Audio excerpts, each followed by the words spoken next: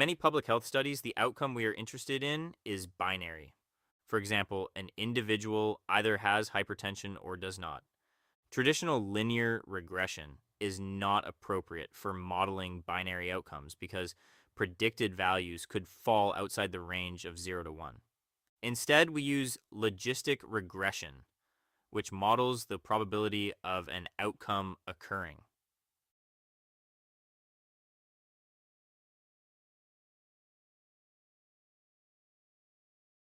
In this video, we will analyze diabetes risk using survey data from the Behavioral Risk Factor Surveillance System, or BRFSS. This is one of the largest public health surveys in the United States and is widely used by epidemiologists to study chronic disease risk factors. Our goal is to build a statistical model that helps us understand which demographic and behavioral factors are associated with diabetes. The first step is loading the R packages that will help us perform the analysis. The Tidyverse package helps us manipulate data and create visualizations. The CAR package allows us to check for multiclinearity, which occurs when predictor variables are highly correlated with each other. The PROC package helps us evaluate the predictive performance of our model using ROC curves and the area under the curve. The Table 1 package allows us to create a standard epidemiological Table 1, which summarizes the characteristics of the study population. Finally, the G summary package produces publication-ready regression tables commonly used in public health research. These packages provide the essential tools needed for data analysis, visualization, and reporting. Next, we load the dataset using the read.csv function. This dataset contains responses from the 2024 BRFSS survey, including demographic characteristics, health behaviors, and health outcomes. After loading the data, we inspect it using three functions: the str function, the head function, and the dim function. The str function shows the structure of the dataset, including variable types. Here we see that the dataset contains 10,000 observations, which means 10,000 survey participants, and 10 variables, which represent different characteristics collected from each participant. The outcome we're interested in is the diabetes variable. It's currently coded as a numeric variable where 1 indicates diabetes and 0 indicates no diabetes. In our analysis later, we'll convert this to a categorical variable, so the model interprets it correctly as a binary health outcome. Next, we have BMI, which stands for Body Mass Index. This is a numeric variable that measures body weight relative to height and is a well-known risk factor for type 2 diabetes. The age variable contains age groups rather than exact ages, such as 18 to 24, 45 to 54, and 65 plus. Public health surveys often use age categories like this to protect privacy and simplify analysis. The sex variable identifies whether respondents are male or female. We also have education level, which reflects the highest level of schooling completed. Education is often included in public health studies because it is strongly linked to socioeconomic status and health outcomes. The income variable represents household income categories. Like education, income helps researchers examine how social and economic factors influence health. Next is exercise, which indicates whether a participant reported engaging in physical activity. Physical activity is an important behavioral risk factor in chronic disease research. The smoker variable tells us whether the person has a history of smoking at least 100 cigarettes in their lifetime, which is a standard definition used in many epidemiological surveys. We also have heart_attack, which indicates whether the participant has ever experienced a myocardial infarction. This helps capture cardiovascular health history. Finally, Gen Health represents self-rated general health. Participants typically rate their health as excellent, very good, good, fair, or poor. Self-rated health is widely used in public health research because it is surprisingly predictive of future health outcomes. Next, we run the head function, which displays the first few rows so we can visually inspect the data. we see the first 6 rows of the data set, which helps us confirm that the data loaded correctly and gives us a quick sense of how the variables look in practice. And finally, the dim function confirms that our data set contains 10,000 rows and 10 columns, meaning we have a reasonably large sample for our analysis. Together, these quick checks help us verify that the data are structured properly before we begin cleaning, exploring, and modeling the data. Before fitting a statistical model, we need to ensure that variables are in the correct format. The outcome variable in this analysis is diabetes status. We convert it to a factor variable with 2 categories, no and yes. Logistic regression requires categorical predictors to be stored as factors so that the model treats them as categories rather than numeric values. We convert variables such as sex, exercise, smoking history, and heart attack history into factors because they represent categorical characteristics. We also convert age group, education level, and self-rated health into categorical variables. Income is treated slightly differently because income levels represent an ordered scale from lower to higher income categories. We convert it into an ordered factor. This preserves the natural ranking of income categories. Proper data preparation like this ensures that the statistical model interprets each variable correctly. Before running analyses, it is important to check data quality. We first check for missing values using the col sums function combined with is.na. Missing data can bias results if not addressed properly. In this dataset, there are no missing values, which simplifies the analysis. Next, we use the summary function to review descriptive statistics for each variable. This step helps us understand the distribution of variables and detect potential data entry errors or unusual values, and to understand the overall characteristics of the population we're studying before running any statistical models. Starting with our main outcome, diabetes, we see that out of the 10,000 participants, 8,527 reported not having diabetes, while 1,473 reported having diabetes. This means that roughly 15% of the sample has diabetes, which is fairly consistent with what we see in many adult population surveys. Next, we examine body mass index. The minimum BMI in the dataset is about 12, which is extremely low, while the maximum is about 76, which is very high. The median BMI is around 27.4, and the average is about 28.6. Since a BMI of 25 or higher is considered overweight, this suggests that a large portion of the population falls into the overweight or obese range, which is important because elevated BMI is a major risk factor for type 2 diabetes. Looking at age groups, we can see how participants are distributed across the lifespan. The largest group is individuals 65 and older, with more than 3,600 participants, followed by those aged 55 to 64. The youngest group, ages 18 to 24, has the fewest respondents. This tells us that the dataset is somewhat weighted toward older adults, which is relevant because diabetes prevalence tends to increase with age. For sex, the distribution is fairly balanced, with about 5,200 males and 4,800 females. Having a balanced sex distribution is useful because it allows us to explore whether diabetes risk differs between men and women. Next, we look at education levels. The largest group in the dataset is college graduates, followed by individuals with some college education and those who are high school graduates.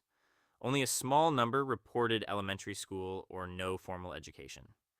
Education is often included in public health research because it is strongly related to socioeconomic status and health behaviors. For income, the data are grouped into income categories. Categories 7, 8, and 9 appear to be among the most common in this sample, suggesting that many participants fall into middle to higher income brackets. Income is another important social determinant of health. Looking at exercise behavior, we see that 7,822 participants reported engaging in physical activity, while 2,178 reported no exercise. Physical activity is a key lifestyle factor associated with diabetes prevention. The smoking variable shows that about 5,860 participants have never smoked, while 4,140 have a history of smoking at least 100 cigarettes in their lifetime. For heart attack history, the vast majority of respondents, 9,374 individuals, reported no previous heart attack, while 626 reported having had one. This variable helps capture cardiovascular disease history, which is closely related to metabolic health. Finally, we examined self-rated general health. Most participants rated their health as good or very good, with smaller groups reporting excellent, fair, or poor health. Self-rated health is widely used in public health research because it tends to be strongly associated with future health outcomes and mortality. Overall, this summary gives us a snapshot of the population we're analyzing. It shows us the distribution of diabetes, the range of BMI values, and the demographic and behavioral characteristics of the respondents. Understanding these patterns helps guide our interpretation when we move on to statistical modeling. Next, we do some EDA. Exploratory data analysis helps us understand patterns in the data before fitting a model. First, we examine the distribution of diabetes in the sample. We create a frequency table and a bar chart showing how many individuals report having diabetes versus not having diabetes.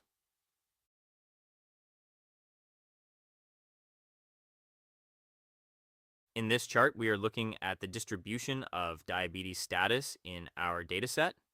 Each bar represents the number of individuals who fall into one of the two categories: no diabetes and yes diabetes.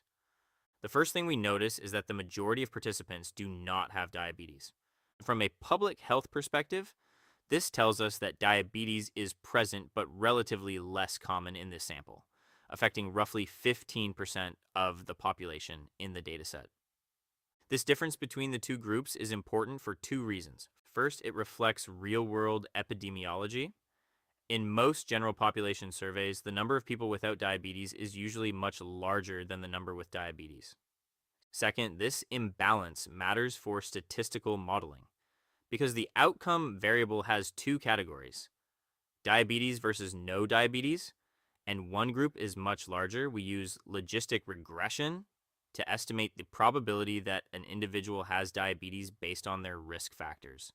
So this chart gives us a quick visual confirmation of our outcome variable distribution, which is the foundation for the analysis that follows. Next, we visualize the distribution of body mass index, or BMI, using a histogram. BMI is a well-known risk factor for diabetes, so it is important to understand how it is distributed in the population. So this figure shows the distribution of body mass index, or BMI, among individuals in our dataset. Each bar in the histogram represents the number of participants whose BMI falls within a specific range. What we see here is a right-skewed distribution, where most individuals cluster around the mid-20s to low 30s BMI range.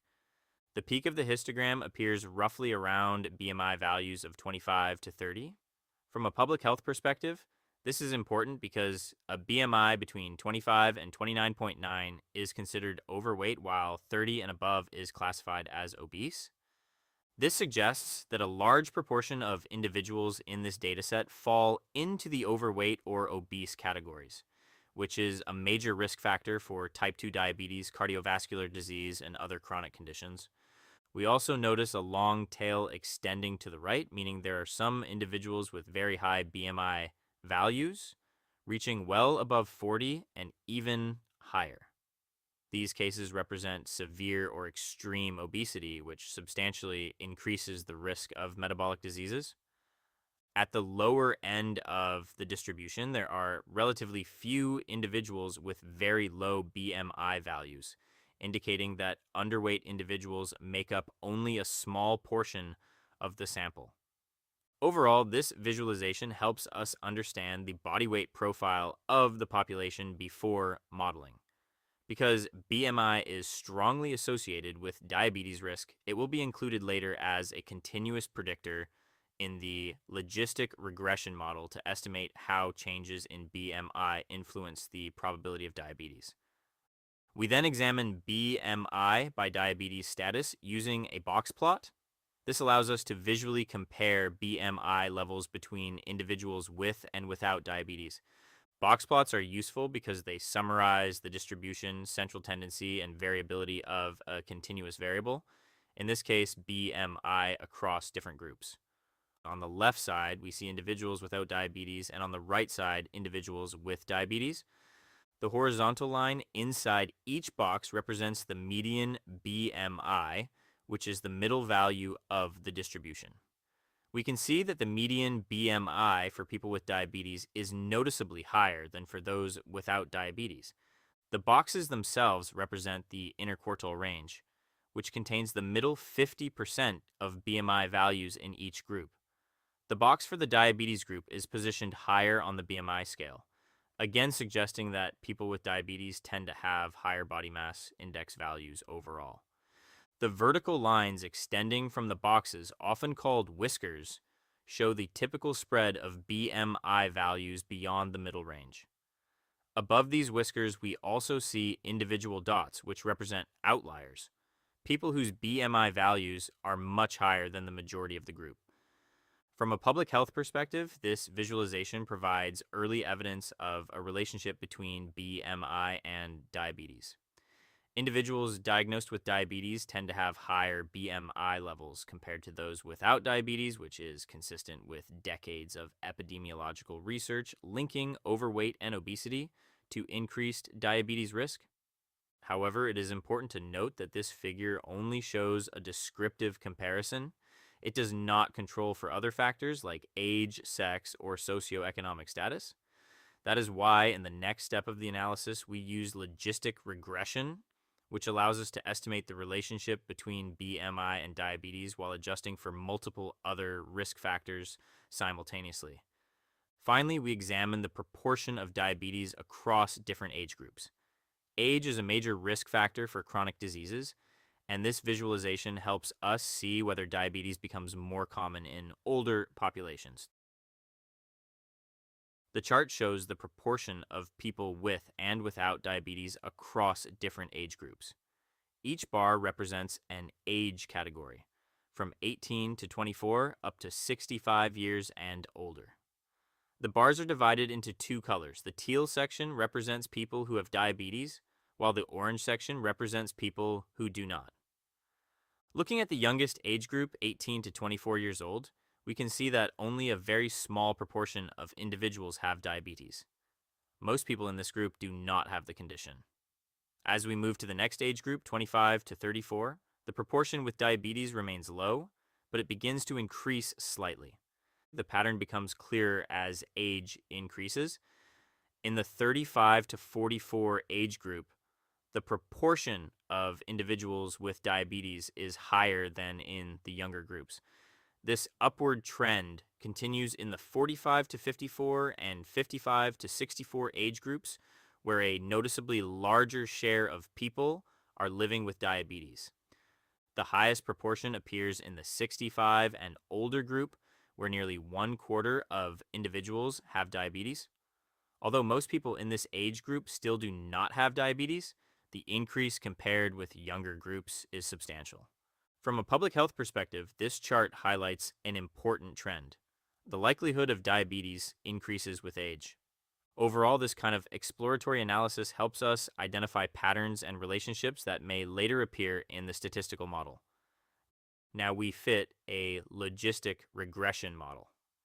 Logistic regression is commonly used in epidemiology when the outcome variable is binary, meaning it has two possible outcomes, in this case, diabetes or no diabetes. The model estimates the probability that a person has diabetes based on several predictors, including age group, BMI, sex, exercise behavior, smoking history, heart attack history, self-rated health, education level, and income.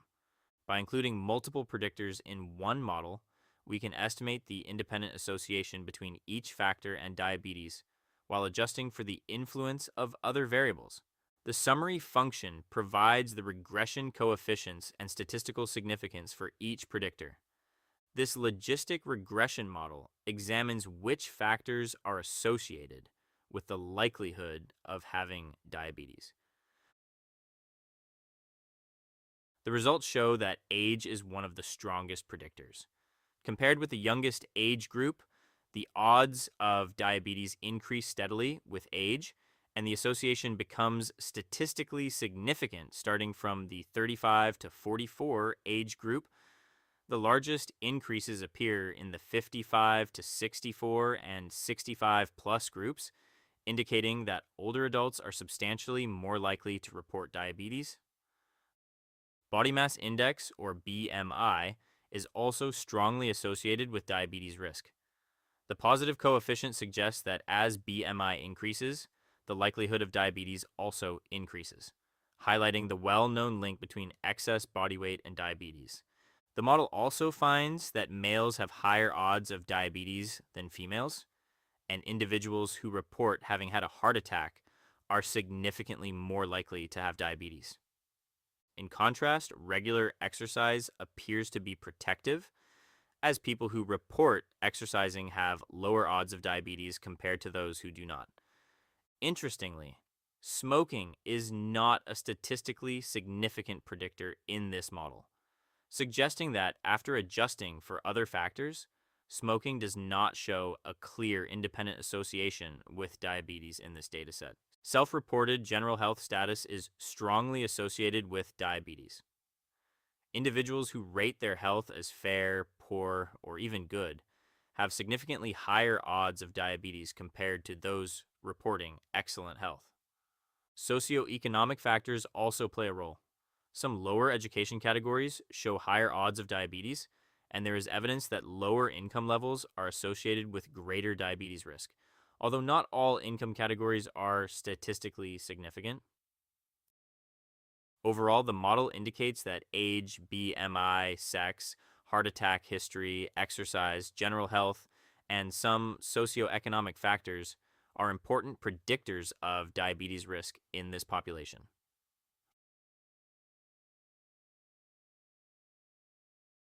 Logistic regression coefficients, as we saw just now, are expressed in log odds, which are difficult to interpret. To make the results easier to interpret in public health research, we convert the coefficients into odds ratios using the exponential function. Now let's head over to the results. This output shows the odds ratios from the logistic regression model examining factors associated with diabetes. Odds ratios help us interpret the results more easily. Values greater than 1 indicate higher odds of diabetes, while values less than 1 indicate lower odds compared with the reference group. Starting with age, we see a strong upward trend. Adults aged 25 to 34 have about 1.6 times the odds of diabetes compared with the reference group, which is ages 18 to 24. The odds increase substantially in older groups. Individuals aged 35 to 44 have about 4.3 times the odds. Those aged 45 to 54 have about 10.8 times the odds. 55 to 64 have about 14.3 times the odds. And adults 65 and older have more than 20 times the odds of diabetes.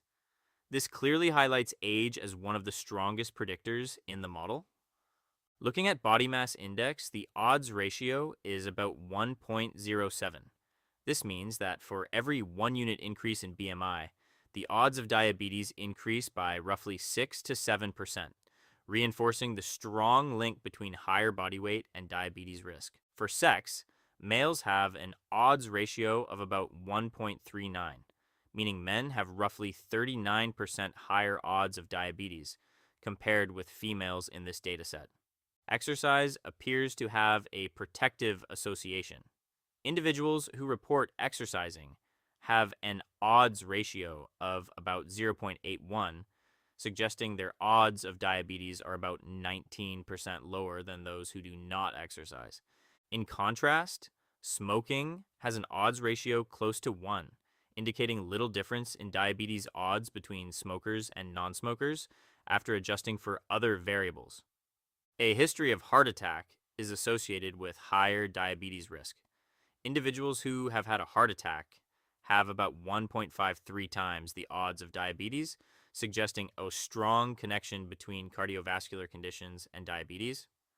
Self reported general health status shows some of the strongest associations. Compared with people reporting excellent health, those reporting very good health have about 1.7 times the odds of diabetes, good health about 4 times the odds, fair health about 6 times the odds, and poor health more than 7 times the odds. For education, some lower education levels show modestly higher odds of diabetes. For example, individuals with elementary education have about 1.66 times the odds compared with the reference education group.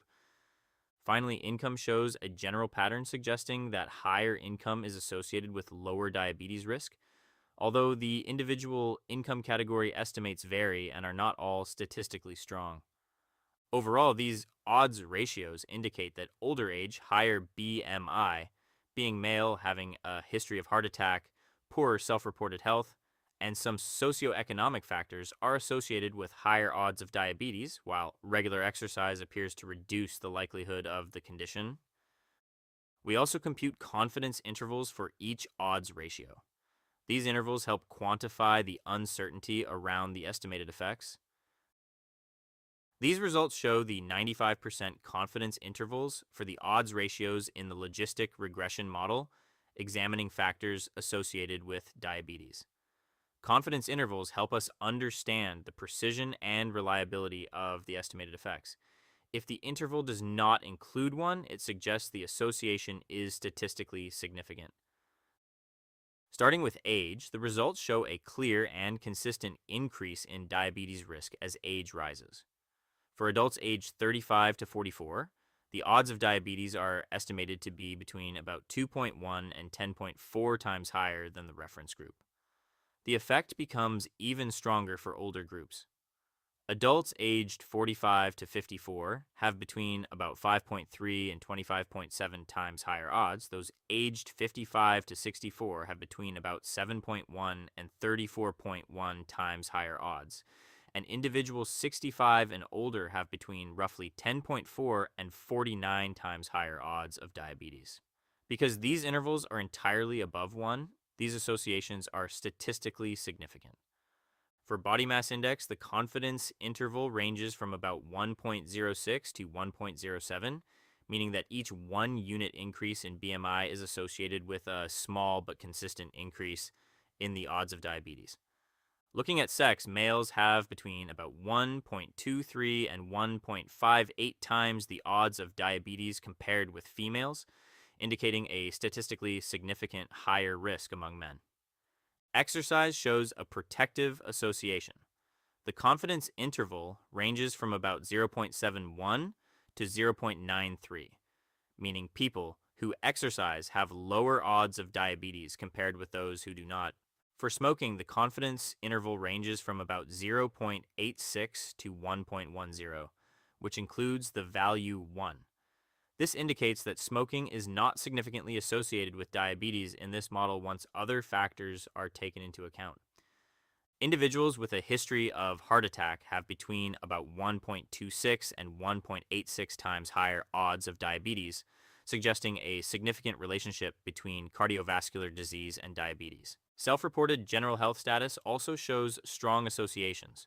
Compared with those reporting excellent health, people reporting good, fair, or poor health have substantially higher odds of diabetes, with confidence intervals well above 1. For example, those reporting poor health have roughly 5 to 10 times higher odds.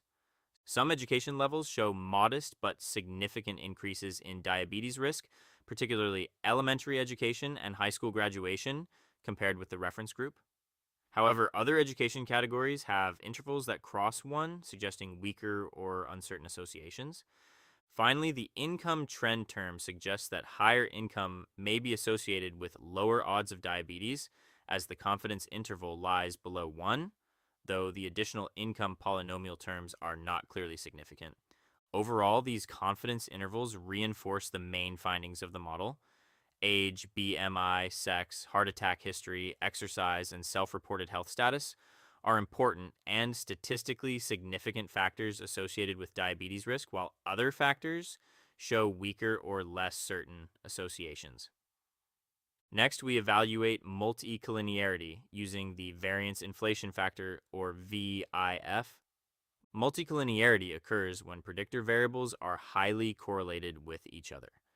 This can make regression estimates unstable and difficult to interpret. The VIF function calculates a score for each predictor variable. As a general rule, values above 5 may indicate problematic multicollinearity. Ensuring low multicollinearity improves the reliability of our model estimates. In this model, all of the adjusted VIF values, shown in the column labeled GVIF raised to the power of 1 divided by 2 times the degrees of freedom, are very close to 1. For example, age has an adjusted VIF of about 1.02, BMI about 1.05, and sex about 1.03. Similarly, variables such as exercise, smoking status, heart attack history, general health, education, and income all have adjusted VIF values around 1.02 to 1.07. These values are very low and indicate that there is little to no multicollinearity among the predictors in the model. In other words, the independent variables are not strongly correlated with each other, and each variable is contributing unique information to the analysis. From a modeling perspective, this is a positive result because it means the regression estimates are stable and reliable, and the associations observed between the predictors and diabetes risk are unlikely to be distorted by overlapping relationships between the explanatory variables. Overall, the VIF results suggest that multicollinearity is not a concern in this model, and the included predictors can be interpreted with confidence. Once the model is fitted, we use it to generate predicted probabilities of diabetes for each individual in the dataset. These predicted probabilities will later be used to evaluate how well the model distinguishes between individuals with and without diabetes.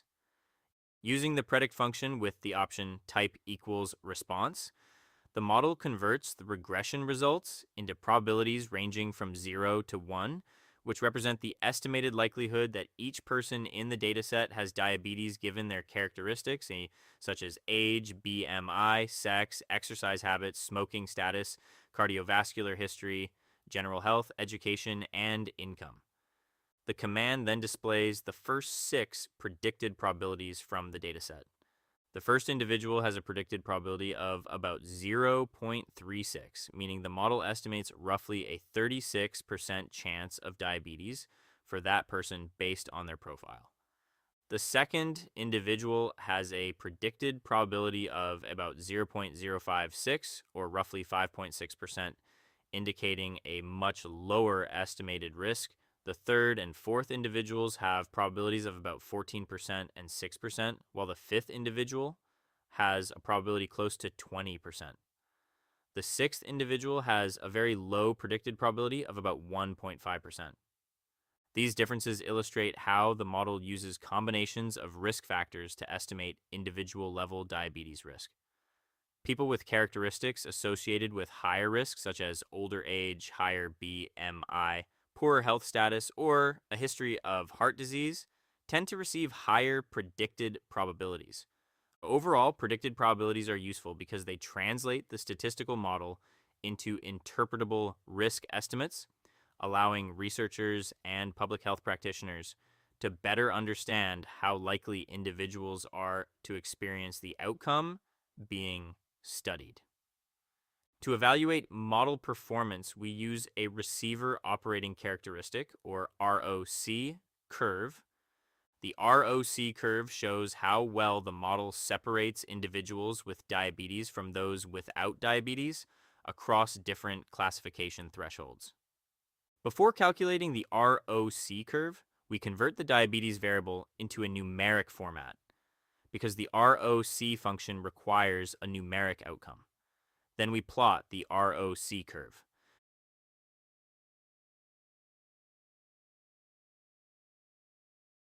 The figure we are looking at shows a receiver operating characteristic, or ROC curve, which is used to evaluate how well the logistic regression model distinguishes between individuals with and without diabetes. The vertical axis represents sensitivity, also known as the true positive rate.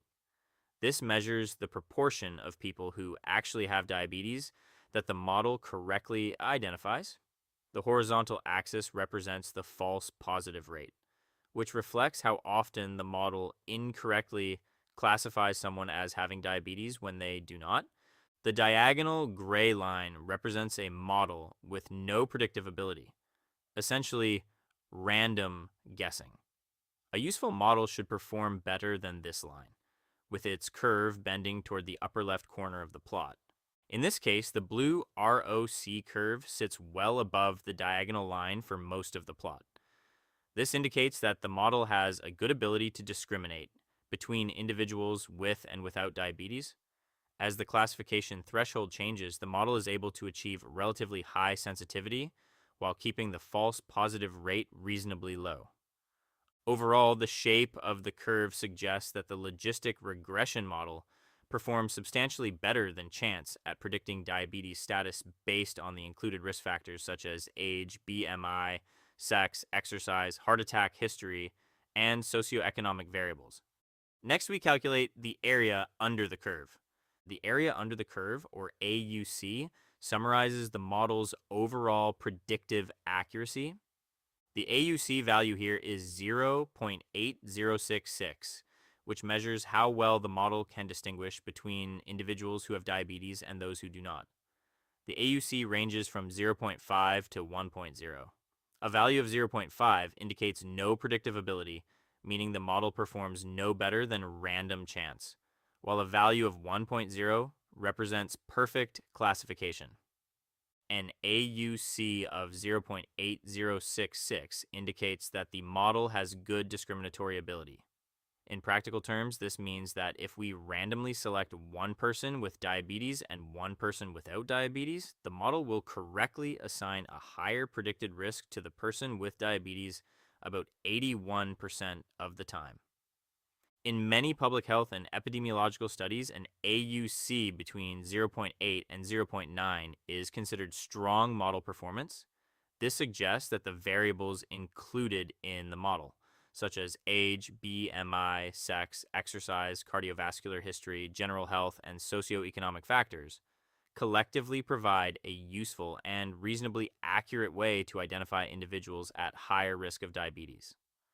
Next, we create a standard epidemiological table 1. This table presents a summary of the key characteristics of the study population, stratified by diabetes status.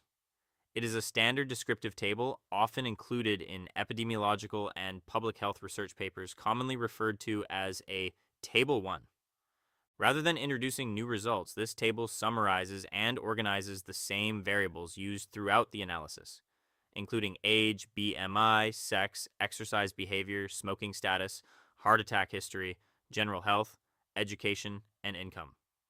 The table shows how these characteristics are distributed between individuals with and without diabetes, providing an overview of the dataset before or alongside more advanced statistical analyses such as logistic regression. In epidemiological studies, a table like this plays an important role because it gives readers a clear snapshot of the study population and allows them to quickly see how the groups being compared differ across key demographic, behavioral, and health-related variables. The p-values included in the table indicate whether these differences between groups are statistically significant. Importantly, the patterns shown here are consistent with the findings from the regression and odds ratio analyses conducted earlier. The same variables examined in the model are presented descriptively in this table, helping to contextualize the analytical results and making the findings easier to interpret. Finally, we generate a formatted regression table using the GT summary package. This table presents the adjusted odds ratios and confidence intervals for each predictor variable, as we can see here. Because the coefficients are exponentiated, the results are already expressed as odds ratios, which are easier to interpret. These tables are commonly used in epidemiology publications and help communicate statistical findings clearly. In summary, this analysis demonstrates how survey data can be used to identify factors associated with diabetes risk. By combining exploratory analysis, logistic regression, and model evaluation techniques, we can gain insights into how demographic characteristics, behaviors, and health status contribute to chronic disease risk. These methods are widely used in public health research to inform prevention strategies and guide health policy. In the next video, we will examine another important modeling approach, Poisson regression, which is used to analyze count data such as disease cases or hospitalizations. Continue the series as we develop more advanced tools for analyzing real-world public health data using R.